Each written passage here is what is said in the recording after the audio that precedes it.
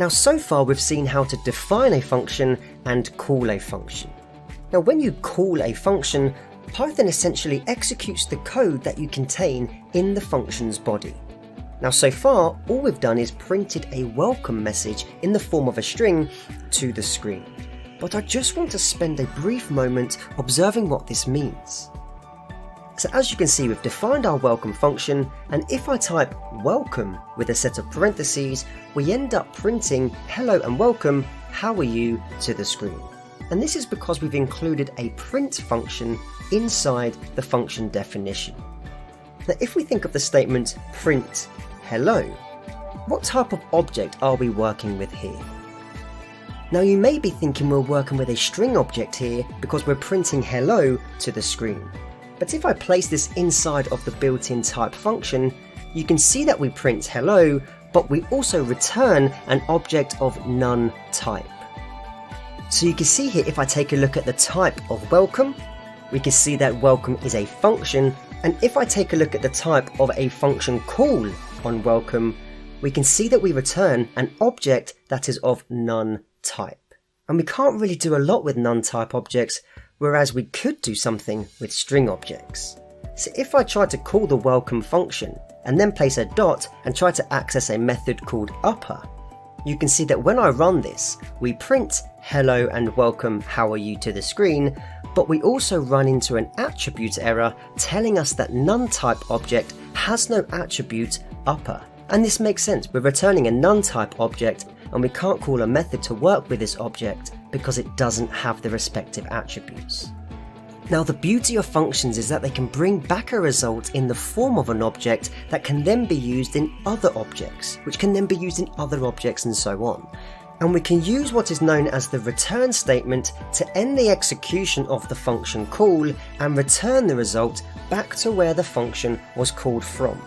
So let's see an example. Let's go back to our welcome function. And if I now, rather than printing out hello and welcome, how are you, I assign this to the variable message and we store this string object inside message.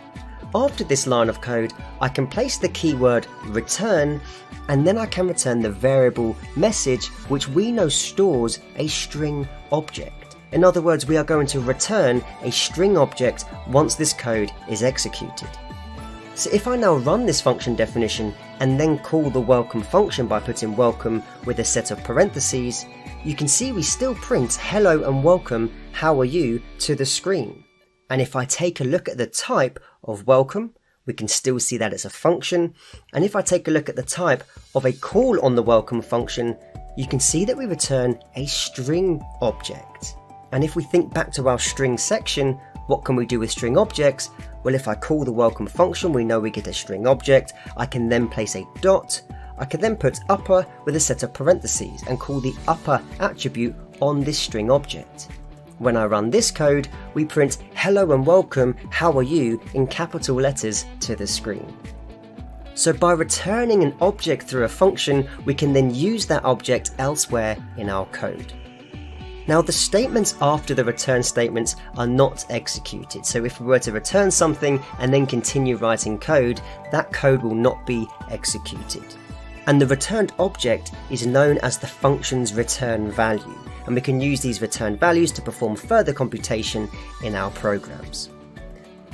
So let's run through a couple more examples. Let's define a new function called the doubler. So we'll put def, and then we'll call this function the underscore doubler. And inside parentheses, we're actually going to include a parameter called num for this example. I can then place a colon.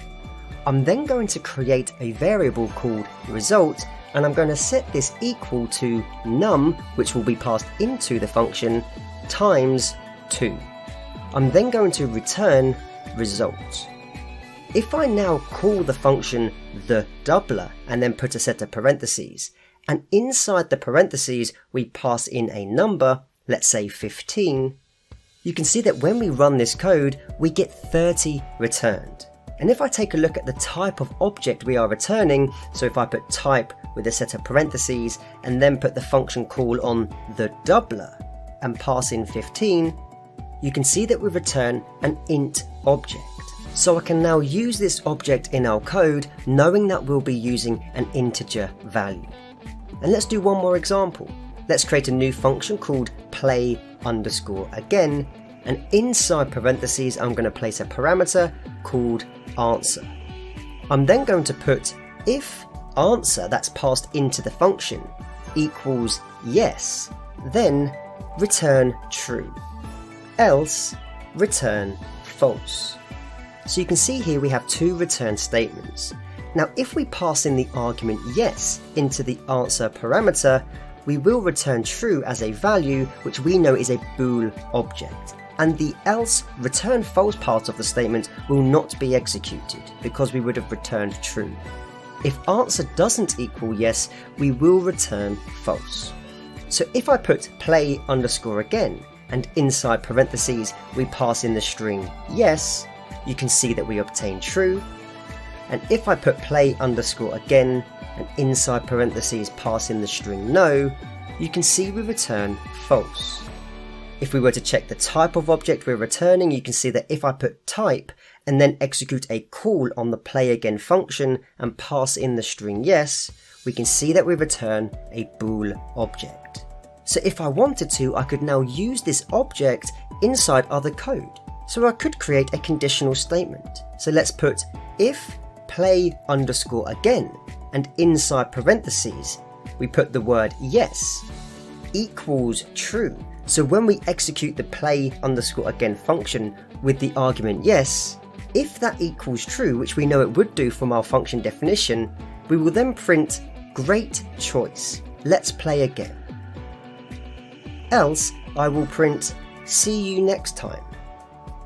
So if I now run this code, you can see that because the function call with the string passed in as yes equals true, we print to the screen great choice, let's play again. And if I change this argument to be the string no inside the playAgain function, this would evaluate to false and therefore it doesn't equal true, so the else statement is executed and we print see you next time to the screen. So we're able to call a function and include it in other parts of our code by returning the object from the function call. Practice creating a function and returning an object of choice. Try to then use that object in another part of your code, and the way you'd get that object is by calling the function accordingly. This is what makes Python such a powerful language. We can create functions and include the results in other parts of our code to really make our programs dynamic in nature.